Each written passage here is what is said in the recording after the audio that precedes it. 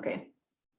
So I see we've got somebody still connecting, so I'll give them a second so that they don't miss the beginning.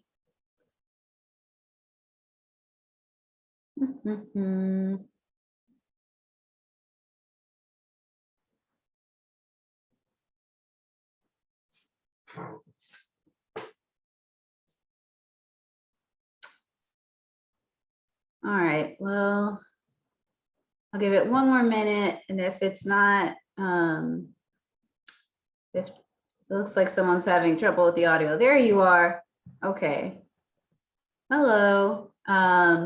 So thank you for joining us today. As you can see, we'll be talking about debt collections. My name is Nayshell, and I am one of the financial coaches here at Prosperity Connection.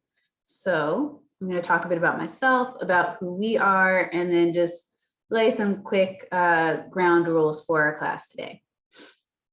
So, like I said, my name is Nayshell, and I'm one of the financial coaches here at Prosperity Connection. If you are not familiar with us, we are a nonprofit based right here in the St. Louis metro area. So we've been around since 2009, and our mission is to make financial health a reality for everyone in the region. And by St. Louis region, I mean everything from, Metro East over in Illinois, all the way out to, sort of further west, St. Charles, and even a bit further than that. So basically, if you live anywhere in the St. Louis metro area, we are happy to work with you to reach your financial goals. So I'll go into a bit more detail about sort of the actual programs we provide. But before I do all that, I just want to sort of lay some housekeeping rules so that we all know what's going on. So first, this is being recorded. So if you do not want your face to be shown in this recording, you can turn your camera off if that's an option as well. Please keep your microphones on mute. Since this is being recorded, any sort of background noise will make it difficult for someone watching this video later to hear what's going on. You can put any questions you have throughout in the chat box, and I will answer those during the Q&A sections. It'll be very obvious when we're having a break for questions. So you can do that, and let's go. So as promised, here's a bit about Prosperity Connection and who we are.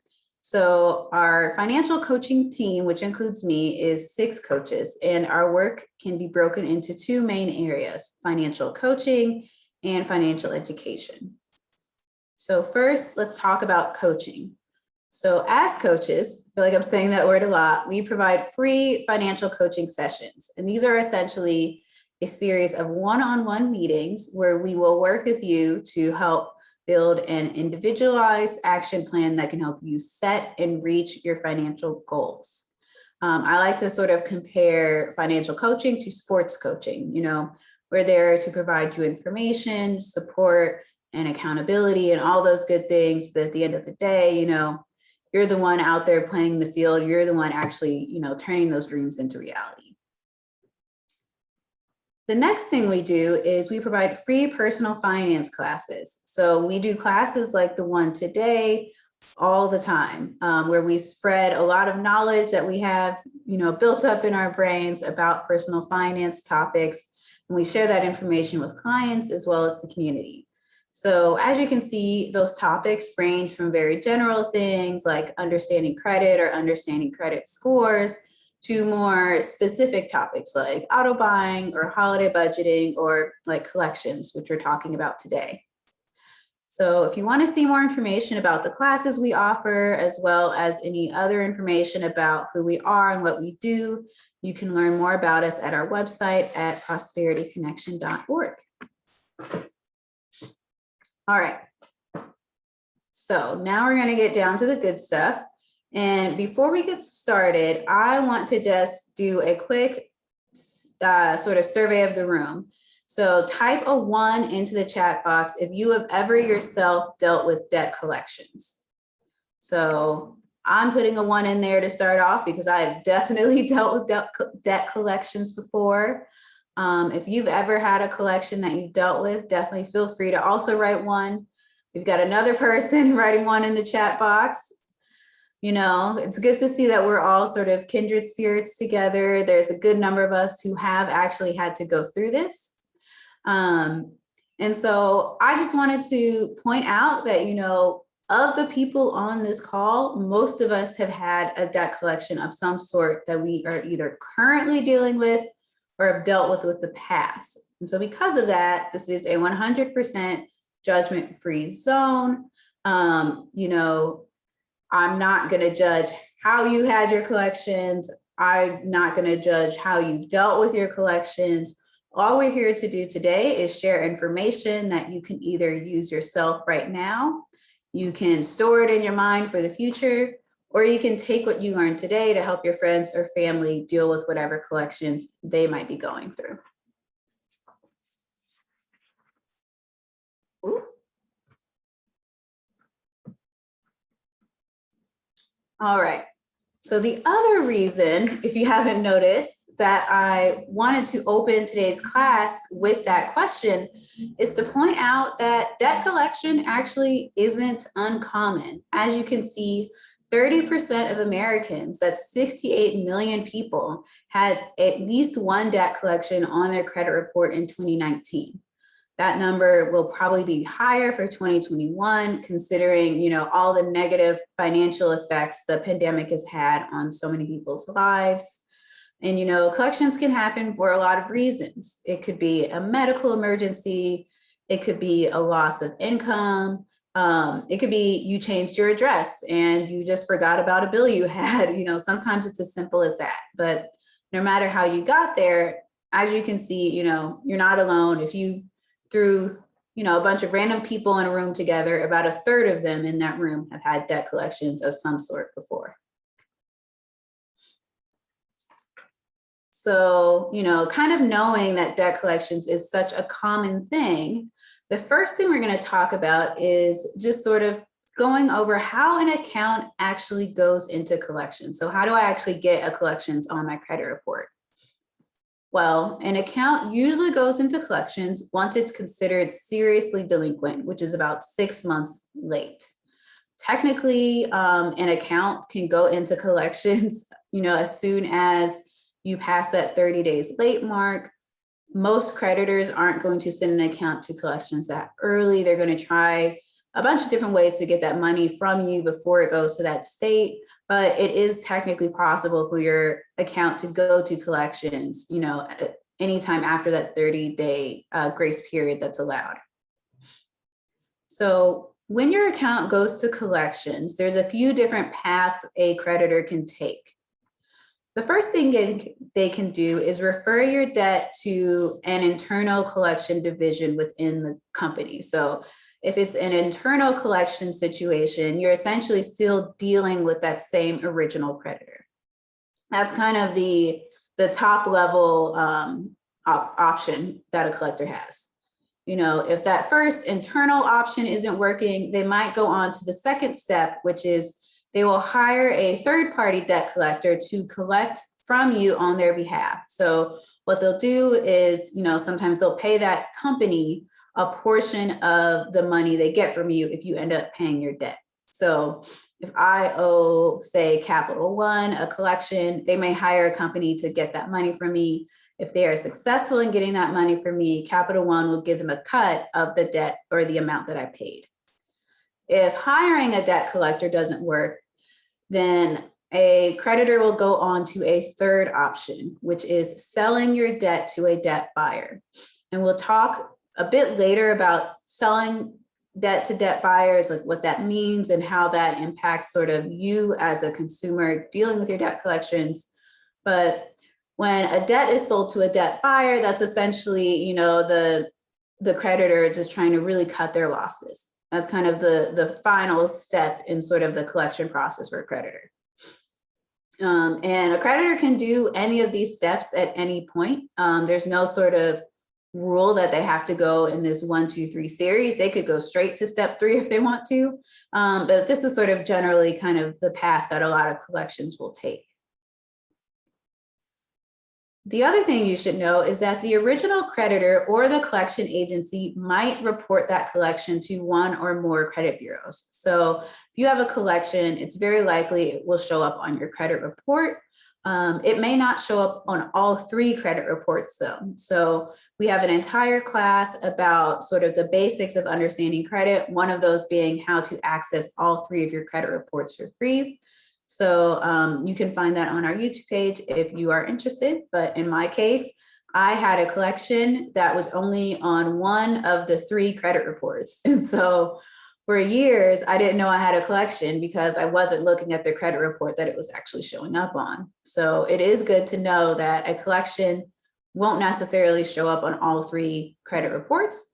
And it's also important to know that there is no law requiring a creditor to let you know that they are selling your debt to a debt collector. So you may not actually be notified that your debt was sold or that it was sent to this third-party collector until you get a phone call, an email, a letter, or you just see it on your credit report. And I would like to say that since we're a small group, at any point, you can also feel free to just type into the chat box if you have a really pressing question. And if I can't answer it in the moment, I definitely will. So now that we've got that foundation down, the next thing I want to talk about is another confusing topic, which is the difference between collections and charge-offs. So a collection, as we kind of talked about before, is a delinquent account or a past due account that's been sent or sold usually to a third-party company to collect on that unpaid debt. So a collection will likely be reported to credit bureaus, and it will have a very negative effect on your credit score and your credit history. Like I said, if you want to learn more about sort of credit scores, credit reports, and how these all play together, you can go to our YouTube channel where we will have information, where we have an entire class that kind of talks about how is a credit score made, what impact does something like a collection or other negative information have on your credit. But what you need to know is that, a collection is reported to the credit bureaus and it negatively affects your credit. A charge-off is a bit different. So a charge-off is also a delinquent account, so it's still a past due account. However, in this case, the creditor has not decided to sell that debt to a third-party collector or send that debt to a third party to collect on their behalf. A charge-off account is a delinquent account that a creditor has closed, which means you're no longer allowed to use it. They are no longer actively trying to collect money from you.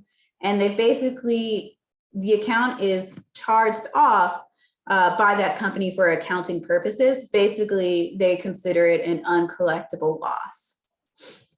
But before you get excited, even though an account has been charged off and they're not actively trying to get that money from you, you do still definitely owe the money. A charge off is also reported to credit bureaus. It also has a pretty negative effect on your credit score. So it's not like a charge off just means, you don't have to deal with it. Another reason that you need to pay attention and act on a charge off is because if an account is not paid during the charge-off period, it can later be sent to collections.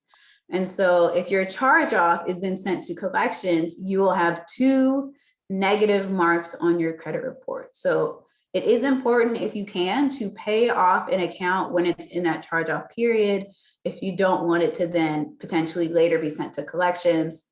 Using myself as an example, that's exactly what happened. I saw that my account was charged off on my credit report. I didn't know what that means or what that meant. So I just went, oh, I guess I don't have to pay it. And then I got a collection. So let's just say my credit report is still recovering. But, that is just good information to know. All right, so I am checking the chat box. I don't see any questions yet, but like I said, if you have any questions throughout, feel free to, let me know, raise your hand, and I can try and answer them in the moment since we are a pretty small group today. All right, so next we are going to talk about your debt collection rights. Because now that we've got sort of that basic terminology down, we know what a collection is, we know the difference between a debt collection and a charge off, it's time to get into the good stuff, which is your rights as someone going through a debt collection. Because, you know, no matter how broke you are or how behind you get on your bills, you are still a human who deserves to be treated with respect. And that's basically what we're going to be talking about today. So, you know, I feel like many of us, some of us who said we have collections, who had collections, have probably had some sort of negative experience with a debt collector. So, you know, type A2 into the chat box if you have ever had a negative experience with a debt collector, either your debt or someone else's. So once again, I'm going to type a 2 in there. Got a lot of 2s. Got a lot of 2s. Yes, yes, yes. You know, unfortunately, even though we have the law on our side, there are still trifling debt collectors out there who will, you know, take things to the edge. But, you know, sort of trifling collectors aside, nowadays, you know, sort of the main source of protections for those of us who are dealing with debt collectors is a piece of legislation called the Fair Debt Collection Practices Act. It's also called the FDCPA, which is how I will refer to it most of today's presentation, because that is a really long title. But anyway, it was a piece of federal legislation that was passed in 1977. And the reason this legislation came about was because in the past, you know, debt collectors could show up at your workplace and call you basically anything but a child of God, and you would have nothing that you could do about it. You basically just kind of had to take it, and you had to pay up the money if you wanted them to stop bothering you and harassing you. So the FDCPA was created as a way to sort of rein in all of these bad actors and give consumers some sort of basic rights that they could expect in their interactions with debt collectors, as well as hold those collectors accountable when they do violate those rules. So as a consumer, as a debtor, you know, if someone violates these Fair Debt Collection Practices Acts, then some of the options you have are reporting them to the Consumer Financial Protection Bureau. So that's sort of one path you can take, all the way up to actually suing the company for damages, which does happen, you know, pretty often, especially for some of the wilder sort of debt collection stories you hear out there. The other thing that's important to know about the Fair Debt Collection Practices Act is that this only applies to certain kinds of debt collectors. So under this act in general, debt collector is a very specific term. And so a debt collector is generally considered a company or a person that regularly collects debts owed to others, usually when those debts are past due. So if you remember back to the slide where we kind of defined, you know, how does an account go to a collections? A debt collector under this act would be sort of the steps 2 and 3 in that process. So that is a company either hired by a creditor to collect a debt, or a company that buys a debt from an original creditor, and their main business is collecting the money off of the debts that they bought. In step 1, the internal collection agency within a company would not be covered under the Fair Debt Collection Practices Act. So those creditors and sort of their internal departments are covered under what's called fair lending laws, that are their own entire world and can of worms that we don't have time to go into today, but they have an entirely different set of laws that regulate sort of what they can do. But those debt collection companies are what's covered under this Fair Debt Collection Practices Act. And for most of us, that's usually the kind of collections we're dealing with when we kind of get those very rude, nasty interactions that a lot of you seem to have had before. So anyway, here are the 6 ways that the Fair Debt Collection Practices Act protects your rights as a debtor. So the first thing is that you have protection from harassment. And we'll go into detail about what these mean in the next slides, but this is just a quick overview. You are prohibited from experiencing threats. You have the right to what's called validate your debt. There are certain disclosures or certain pieces of information that they must provide to you. You have the right to end communication with that debt collection company. And you also have a right to privacy. So like I said, over the next few slides, we'll go into a bit more detail about some of the things covered by this act. But, you know, the FDCPA alone could be its own sort of like semester-long course. Like it is, you know, law students take courses on this. So this is a very sort of top level description of what it does. But if you want more information, I'll definitely be sending out an email to anyone who signed up ahead of time, and I have your email. You can also type your email into the chat box, or I'll include a recording of today's class, as well as some resources if you do want to learn more about sort of dealing with debt collections, what your rights are, and sort of all that kind of stuff.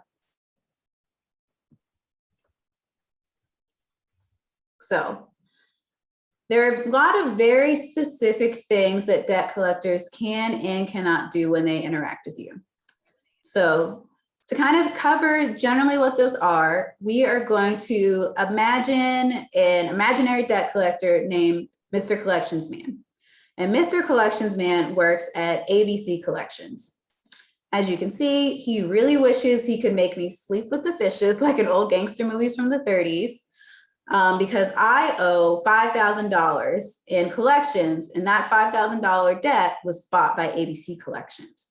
However, because of the FDCPA, there are certain things that he is not allowed to do. So the first category of things he's not allowed to do is he cannot share any information about my debt with other people. So debt collectors cannot talk to third parties about your debt.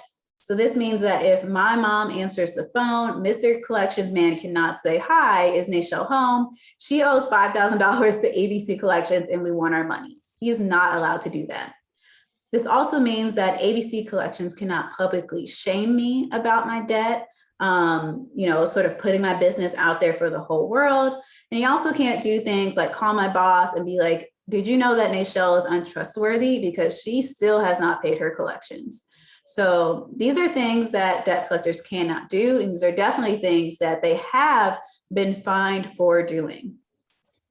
So the next category of things that debt collectors can't do is they are not allowed to lie, abuse, or harass you or anyone they contact about you. So, you know, this means that, once again, Mr. Collections Man can't break your kneecaps. He also can't, you know, cuss you out over the phone. That is considered abusive language. It can be considered harassment. ABC Collections also isn't allowed to lie about the amount you owe. So they can't call me up and say I owe $7,000 when I owe $5,000. They can't falsely claim to be police or law enforcement, part of the court system, part of the government, anything like that. They can't lie and say they're lawyers when they're not.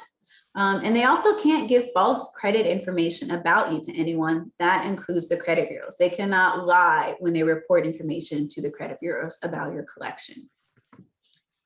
The third category of what they are not allowed to do is Mr. Collections Man is not allowed to engage basically in any sort of trickery.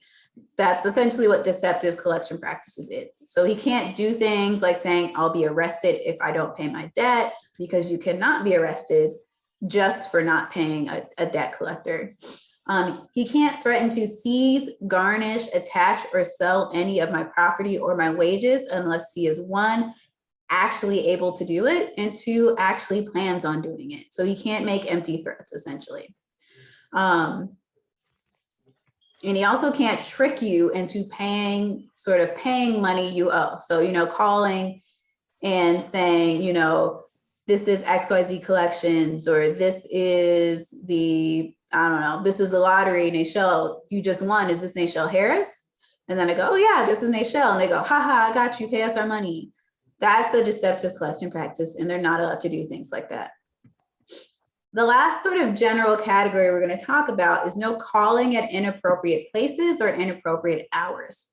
So Mr. Collections Man is only allowed to call me during what's considered reasonable hours of the day. And generally, reasonable hours of the day is considered between 8 a.m. and 9 p.m. So he can't call me at the crack of dawn at 6 a.m., but he also can't call me in the middle of the night at 11:30 while I'm sleeping. ABC Collections also isn't allowed to call me at work if I've told them either verbally or in writing that I can't get these types of calls at work, or if it would be reasonable to expect that I probably can't get calls at work.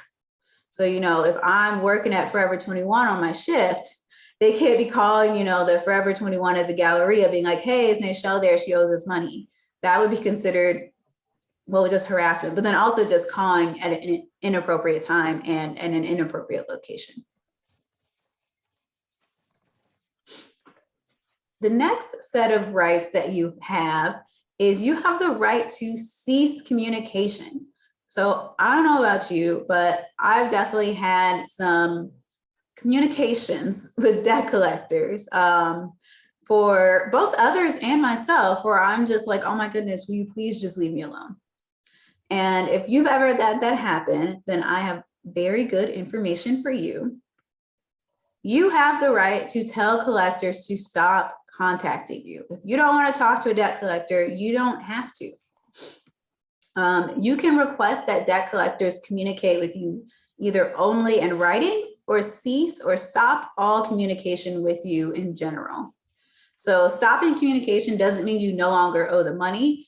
It just means you don't have to talk to them about money you already know you owe them, essentially. After you request that they stop communicating with you, the debt collector can only contact you when a collection has been terminated or to let you know about a specific action like a lawsuit. The other thing that's good to know, if you are being represented by an attorney, at that point, a debt collector must communicate directly with your attorney. They have to stop calling you. The only way that they can contact you directly is if your attorney, for some reason, fails to follow up with them in a reasonable time frame. So I talked about this a little bit before, but the last thing we're going to talk about when it comes to the Fair Debt Collection Practices Act is that you have the right to validate your debt. And what validating your debt essentially means is that if you don't think a debt is yours, or if you just simply want more proof, you have the right to ask debt collectors to prove that you owe the amount they say you owe and that they're legally able to collect that money from you. While you're going through this validation process, the debt collector must pause all collection activities until they can verify that debt. So, what does it mean for a company to prove their ability to collect a debt? Basically, for a debt collector to be able to legally collect money from someone, they must purchase the debt directly from the original creditor. So in our example, ABC Collections bought my $5,000 debt directly from my original creditor. So because they bought that money from my original creditor, they are legally allowed to collect that money from me. However, if ABC Collections gives up on getting this money from me, they think it's not worth it, so they then sell my debt to XYZ Collections, then what happens is that XYZ Collections is not legally allowed to collect that debt from me because they bought that debt from ABC Collections. They did not buy that debt from my creditor. So if XYZ Collections reaches out to me and I say, prove to me that you were able to collect this from me, they would not be able to prove that because they did not buy it from the original creditor and they wouldn't have proof that XYZ Collections bought it from the original creditor. However, there is a big but that comes with your right to validate. So if you do not request validation within the first 30 days of written communication from that debt collector, the collector is allowed to assume the debt is valid. The little note that goes along with this, though, is that you can still request validation after 30 days has passed. But a debt collector doesn't necessarily have to. They aren't required by law to respond. However, if you know a debt is incorrect and you're looking to dispute that debt, you can still go through the dispute process. And I feel like a broken record at this point, but we do talk about sort of the dispute process more in our Credit 101 class that you can find on our YouTube channel. It goes into a bit more detail about the sort of dispute process for incorrect information on your credit report. But basically for today's purpose, just because 30 days has passed, a collection company can't keep pursuing you for a debt that they know you owe. They're still not allowed to lie, even if the 30 days has passed since the initial communication. And then finally, if a collector cannot provide adequate proof that you owe the money they say you owe, or that they are legally able to collect that money from you, they are not allowed to continue attempting to collect that debt from you. So this also includes listing it on your credit report. So if they cannot prove that you owe the debt and that they can collect it from you, they must remove it from your credit report and stop any collection process they have going on. All right, so the next thing we'll talk about in this section is 2 very common questions that we get at Prosperity Connection when it comes to collections. So the first question we get is, how long do collections stay on my credit report? The second question we get is, how long does a debt collector have to sue me? So the answer to the first question is pretty simple.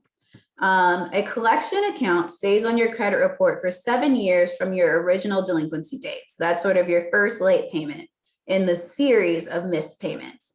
So if I, for my $5,000 debt, my first missed payment was,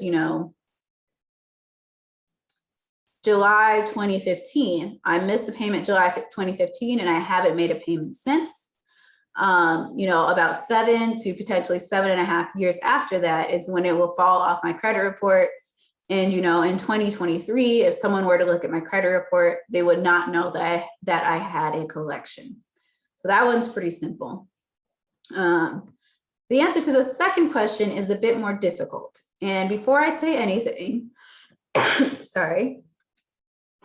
before I say anything, I want to remind you all that I am not a lawyer.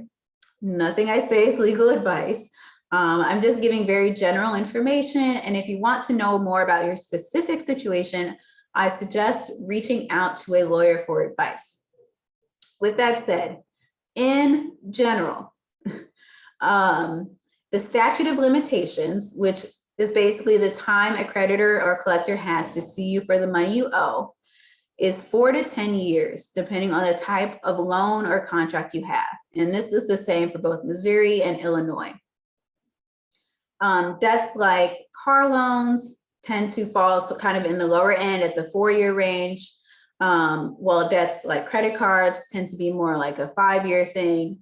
And then on the higher end, medical debt and court judgments are kind of where you find more of the 10-year long waiting period. But like I said, these are very general things. It's not legal advice. So I would suggest reaching out to a lawyer, because I don't want you to play fast and loose with your credit. So I want seek out a real lawyer. And if you are seriously considering something that has to do with the statute of limitations, I would contact a lawyer and get legal advice before you either do or don't do anything. The next thing that you should know is that when it comes to the statute of limitations, one of the things you need to watch out for is called reaffirming your debt. So anytime you either affirm or you confirm, another way to put it, that you owe money, or you make sort of any attempt of payment on a debt, then it will restart that clock. So, if I have a credit card and we're almost up at that, 5-year limit, and at 4 years, 6 months, my debt collector reaches out to me and they're like, oh, just give us $5, just pay a little bit on it. It'll help you out. Paying that even $5 is restarting that clock. And so, we'll talk a bit later about what to do when it comes to sort of reaffirming and things to watch out for when we talk about tips for dealing with debt collectors. But one of the things you should know is that any activity made on an account reaffirms that debt, and it can restart that clock. So in that case, when I paid that $5, now I've started that 5-year clock all over again. All right. So see in the chat box, there's a question. Is it okay for a debt collector to call family or friends and tell them they are trying to find me to collect a debt? So they can ask for you, but they cannot tell people that you owe money. So an example is Mr. Collections Man can go, hi, is Nichelle home? They can ask that, but they can't be like, hi, is Nichelle home? She owes this money and I'm a collection company. They can't just like put your business on blast. So they do have to be like to a certain degree discreet when it comes to talking to others about your debt. Okay, I have a question. Yes. This is in regards to a debt collector selling your debt, and then, well, after the 30 days and they inform you that they accepted your debt and you don't say anything back to them, but you go back and have them validate. You send papers, of course, later down the line, 2 months down the line, to have them validate that information. So are you saying that it's now, because you didn't immediately talk to them after the 30 days, that it's valid? So if you don't respond within that 30 days, they are allowed to consider that debt valid. Okay. You can still request validation after that 30 days. And people do, like people request validation and they've had collections deleted off of their credit report because even though the 30 days had passed, that company responded and they failed to validate. So it's not, and we'll talk about this later, it's not like there's no use in trying, but your rights to validate end after that 30 days in general. Okay, good. I got another question in regards to that, but you said we're going to talk about some more later, so I'm going to see if you answer the question. Okay. Thank you. Great. Thanks for the question. All right. So the last thing we'll talk about today is tips for dealing with debt collectors. So if you've ever been stressed or confused or whatever, when, a debt collector calls and they're kind of pressuring you and you don't know what to do, these are the tips for you. Because I've definitely been there, like I said. So the first tip is don't avoid the debt. The worst thing you can do is stick your head in the sand. One of the things I tell classes and one of the things I tell clients is that whether or not you ignore the debt, the problem is still going to be there. And even if you don't have the money to pay, you should still stay on top of your collection accounts so you know what's going on. Because as we saw, kicking the can down the road, you can actually block yourself off from taking advantage of some of these time-sensitive opportunities and these time-sensitive rights that you have as a consumer. Additionally, if you ignore or avoid debt collectors, it can lead to the debt collectors taking more severe actions against you, like filing a lawsuit. So it is good to sort of stay on top of things. And if you do find out that a collector or a creditor has filed a lawsuit against you, you need to respond promptly to whatever is requested. And whatever you do, do not ignore debt-related lawsuits. If you find yourself in this situation, Legal Services of Eastern Missouri represents people for free in debt collection legal cases and can provide you guidance on what to do. At the very least, you should be prepared to submit any requested documents and make sure that you show up to court ready to at least explain your situation to the judge, because not showing up to court is a default victory for the debt collector. By showing up and addressing the issue, you can potentially avoid having your lower priority debt collection. You can help prevent it potentially from turning into a higher priority sort of court judgment, where there is actually the issue of things like, potentially being arrested for, violating whatever your court judgment is. So, paying attention to your debt, not ignoring things like, a lawsuit filed against you can help make sure that you don't find yourself in a more serious or in a more dire situation than what you started with.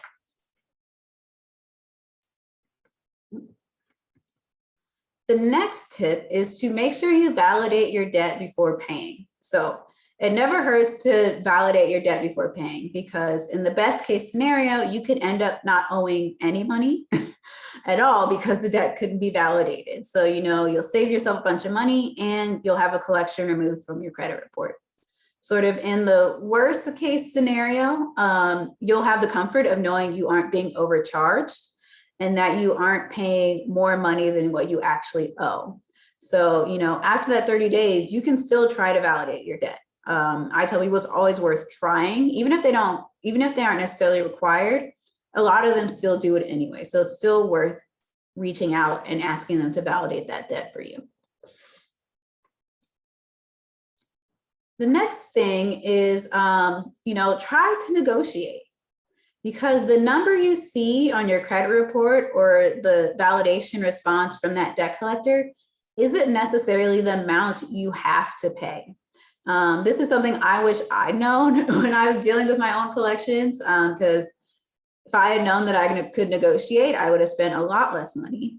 And the next slide goes into more detail about why that's the case, plus some tips that I have for negotiating with creditors. So the reason that debt collection companies are willing to negotiate is because debt collection companies buy your debts for pennies on the dollar. What that means is the average debt collector across sort of the variety of debts available and the variety of debt collectors out there is about 4 cents for every dollar they purchase. So in our example, ABC Collections probably only paid $160 for the $5,000 worth of debt that they took over for my collection account. So because of this, some companies are willing to take as low as a 25% settlement of the amount owed. Most settlements, when people negotiate with debt collectors, land somewhere between about 25% of the amount owed and 75% of the original amount owed. So it's a good idea to kind of start on the low end and then sort of work your way up. But, we'll talk a bit later about, we'll go into kind of things to negotiate, but it's just good to know that, they're going to make a profit. Don't worry about, their side of things. Just, pay as little as you can, because these companies are already making a killing off of your debt collection, even if you don't pay the full price that they say you owe. So the first tip I have is never tell a creditor or a debt collector, I owe the debt, or I'll pay it, or I'll try to pay it. Sort of things like that. Basically, don't assume responsibility. One reason for this is it goes back to that reaffirming that I said. So if you call a debt collector and you say, oh, I owe this money, then they can consider that an action. And they have argued that, by affirming that you actually owe the money, that is sort of starting the clock. So, when you're dealing with a debt collector, you want to kind of be a bit more sly about it, say, I got this letter that says, it says I owe this much money, or I, want to learn more about, XYZ, or I'm just looking in more information about this situation, but you don't want to really say, I will pay this, or I'll try, because that can put you in a pretty tough spot later down the road. The next thing you want to do is make sure you always do your research. So do the things we talked about earlier. Verify your debt. Look into what the statute of limitations might be for the debt you owe. And look into, how much more time does that debt have to be left on your credit report? Because this is all information that you can use in your favor when it comes to the negotiating process. If a debt collector knows that, they're coming up to the end of that statute of limitations, or they're coming up to the end of that debt falling off your credit report, you have a bit of an upper hand, because the clock's ticking for them to be able to get that money from you. So you could be able to, with that information in your back pocket, negotiate a lower amount in order to get that sort of, get that burden off your back. The next tip is don't get pressured into paying an amount you can't afford. There is no sense in defaulting on the same debt twice.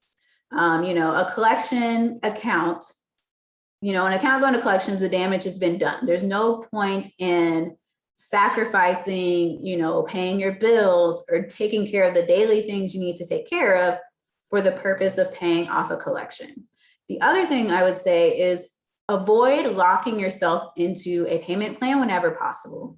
Because another thing is you don't want to commit part of your monthly income to paying a debt collection, because if you find yourself in a situation where you can no longer afford that monthly payment, once again, you've now defaulted twice on the same debt. So I suggest, and I tell people that it's usually better to just save up the money to either pay it off in full or to negotiate a settlement than to lock yourself into something like a payment plan where, especially when income isn't always guaranteed, you don't want to commit yourself to a bunch of payments down the line that you may not be able to actually fulfill. Next one is don't send money until your payment arrangement is in writing. So one of the things that people often negotiate with a debt collector when it comes to settlements is that, if I pay this off, or if I pay this settlement, or I pay in full, the debt collector will agree to remove that information from their credit report. Now, the important thing to know is that there is no requirement for a debt collector to do this. If the information is correct, they technically do not have to remove information from your credit report. However, they care about money more than they care about the integrity of the credit reporting system. So if you just say, I'll give you this money if you remove it, a good number of them will agree to that deal. However, you want to get whatever you agree to in writing, because the last thing you want is for you to hold up your end of the deal and then them to sort of turn their back on you and you have no proof of what was negotiated. And then it turns into a he said, she said, where they say, oh, she still owes money, or we never said we would take it off her credit report. And if you don't have anything in writing to prove it, the credit bureaus are more likely than not going to take the debt collector's side.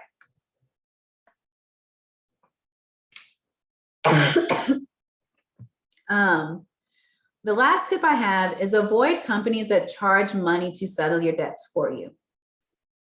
So if you've noticed throughout this entire presentation, everything I've mentioned is something you can do yourself. You do not have to pay someone else to deal with a collection company on your behalf. You as an individual are more than capable of dealing with this on your own. If you would like some guidance or some support, there are organizations like Prosperity Connection that are happy to help you, and all of our services are free. But the other reason you want to watch out for these companies is they usually charge pretty high rates. And the way they settle those debts often leaves people in a worse situation than they began with. And they often don't deliver on what's promised. So usually these debt repair, these debt settlement companies are tricking people into thinking that they have some special in with these debt collectors when oftentimes they don't, especially since some debt collectors actually refuse to work with debt settlement companies.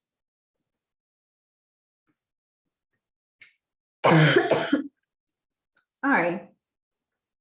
So the next sort of tip I have is to avoid taking out loans to pay a collection.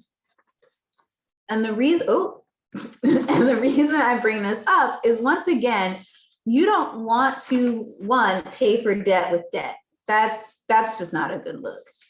And two, the other reason you want to avoid taking out loans to pay a collection is that you don't want to risk another account going into collection because you can't keep up with those payments as well. So what I'm saying is, if I owe $5,000 to ABC Collections, there's no point in me going to my bank and borrowing $5,000 and taking the risk that in the future, if I can't afford that $5,000 loan, I now, one, can't pay off the original collection half, and two, I may have a second account going into collection. The other reason is that loans come with interest. So if I take a $5,000 loan out to pay off a $5,000 collection, I'm actually paying more than $5,000. I'm paying $5,000 plus interest. And as I said before, once an account's gone to collections, much of the damage is done. It is a lot better to just save up the money you need to negotiate a settlement than it is to stress yourself out with another debt, another loan, in addition to dealing with this debt collection. And then the last tip that I have is to watch out for scams. So there's a lot of scammers out there in the world of debt collections, and that is definitely true. So there are a few red flags that you can watch out for when it comes to looking out for these debt collection scams. So the first sort of red flag that you might be dealing with a scammer is they either cannot or will not provide any detailed information about the debt you owe or who the original creditor is. So if they can't provide that information, or when you ask, they get really defensive, then they probably aren't a real debt collector. The next red flag is that they won't give you information about whatever agency they say they represent. So they call and they say, hey, you owe us money. And you go, oh, can you give me your name? Can you give me the name of the company? Who are you? Da, da, da, da, da. If they're not willing to give you that information, once again, they're probably a fraud. Using any aggressive tactics to pressure you into paying. So kind of going back to what I said before, don't get pressured into one, paying an amount you can't owe, but then two, don't trust a collector that's trying to pressure you that you need to pay now. You're going to go to jail if you don't pay. We're going to get you. You know, these sort of aggressive tactics is usually a scammer that's trying to get you to act quickly before you have a chance to realize what's going on. Requesting payment over the phone. Just don't pay anybody over the phone. One, because you should be getting any agreements in writing before you pay them anyway. And two, it's 2021. No one needs to be taking your information over the phone to get a payment. And then related, if they ask for any sensitive information like bank account information, phone numbers, social security, anything like that, it's a scam. They don't need that information. Once again, if they can't send you to a secure website, if they can't send you a secure way to pay that money, if they aren't willing to follow up with a written agreement and all those sorts of things we talked about, then they are not a debt collector that you should be dealing with. And more likely than not, it's just simply a scam, and they're either trying to steal your money, steal your identity, or both. Also, I think I said this before, but just you cannot be arrested just for owing a debt. Like a debt collector cannot get you arrested. There are cases where if you default on a court judgment, you could potentially get arrested, but that's a totally different situation. And, just some debt collector calling you up and saying, if you don't pay us, we'll get you arrested. That's just red flag number one, that it's a scam, because that's just simply something they cannot do. So that is the end of our presentation today. We have like 5 minutes left. I know someone had questions. So definitely feel free to ask any burning questions you've had so far. And thank you all for coming. Okay, so I do have that question in regards to the person who collected your debt, and they you went to 30 days, and so now it's considered yours, but you have proof that there's another person that had it before you, but they're saying that they got it from the original person. How do you handle that? Because now it would be considered valid, or is it not still considered valid? So that kind of goes to earlier where I said that even if the 30 days has passed, they're not allowed to lie. So, if you're having this back and forth, then one thing I would suggest is reaching out to an organization like Legal Services of Eastern Missouri, because they would probably have better / more precise advice around this than I might, since they kind of deal with these sort of things day to day. But sort of my kind of more general answer is there is sort of a bit of a higher authority than the collection company, and that's the credit bureaus. So, if you're not getting what you need from that collection company, you can try disputing to the credit bureaus, sort of providing information about what's going on, providing as much proof as you can, really giving a detailed story of the situation and what happened. You can try that route too. Okay. And you said that it was Legal Service of Eastern Missouri? Yeah. Okay. Thank you. No problem. Let's see what's in the chat box. So looks like there's no questions, but I'm glad you're able to make it, Morgana. Can I ask a question? Yeah, definitely. I had a gas company account Mm-hmm. and I had turned the services off, Mm-hmm. and someone else ended up moving into the house. Mm-hmm. And apparently they had broke the gas meter. Oh. So because I was the last person that had services there, the gas company charged it to my account. Mm. So they put that on my account. So what, is there anything that I could do about that or what? I feel like a broken record, but I feel like that also might be something where you could reach out to like illegal services, because I know they do help people with not only consumer issues, but I think potentially also things to do with utilities. The other thing I would say is, I don't know, like if you have any sort of relationship or ability to get in contact with the whoever moved in your place. It could be worth just seeing, are they willing to make a statement or write something down saying that it happened to them, so that, you know, when you do submit kind of whatever dispute you have to that, you kind of have proof that, you know, this person said it was them and not you. I think that that is something to try. Like I said, I don't know kind of how well you know the other person or if they're still there or not, but that could be a route to try, just so that it's not completely he said, she said. You have kind of like another person being like, no, no, no, this is what happened. Okay. Nichelle, Thank you. she may also want to get the lease, when she started the lease and when she ended the lease. Yeah. Dates may help too. Yeah. And then also if you can find the letter when she requested that the service be cut off, that might help. So getting those dates and creating a paper trail of when you had that service might also be something just to have in your pocket, just in case they need it. Yeah, that is very important. I would also say make copies of everything. You know, make copies, scan it, just make sure no papers kind of get lost with time and things like that. So I got a question as far as debt.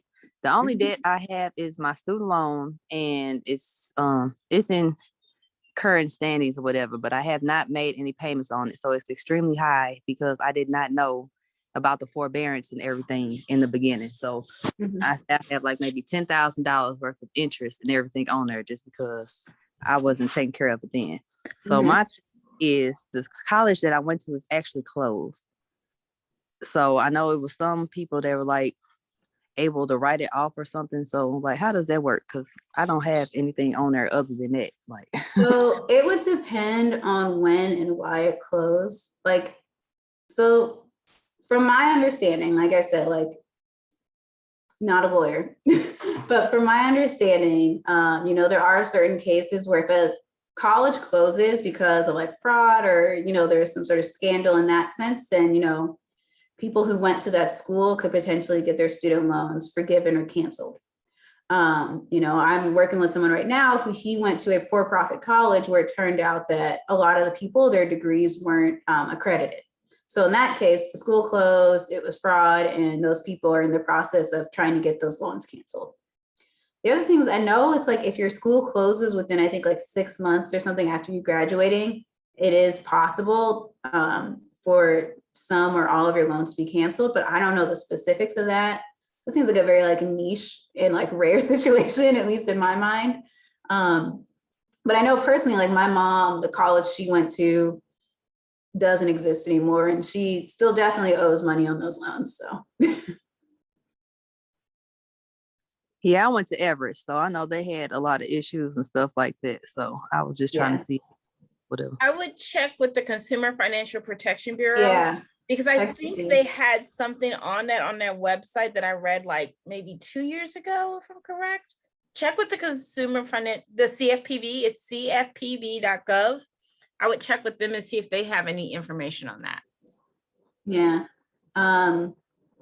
Yeah, check with them. And I think you can also look just, it's like, I think somewhere they have like a, just like you can look to see like, is my college shady? I mean, that's not what it says, but that's essentially what you're looking up to see if you qualify and maybe you just didn't know about it. Is my college shady.gov or .com? No. Right. Thanks. I got it. All right. Well, it's 11:02 and it's very sunny and it's the weekend. So I won't keep you all too long, but definitely feel free to reach out to me. Or you can go to prosperityconnection.org and just email us in general if you have questions, or if you are interested in financial coaching. Definitely you can contact us there. And if you have a specific question for me, you can, I think if my email's not on the website, you can email our central hello@prosperityconnection.org and just be like, I have a question for Nichelle, and it'll get forwarded to me. So that's all I've got. Thanks.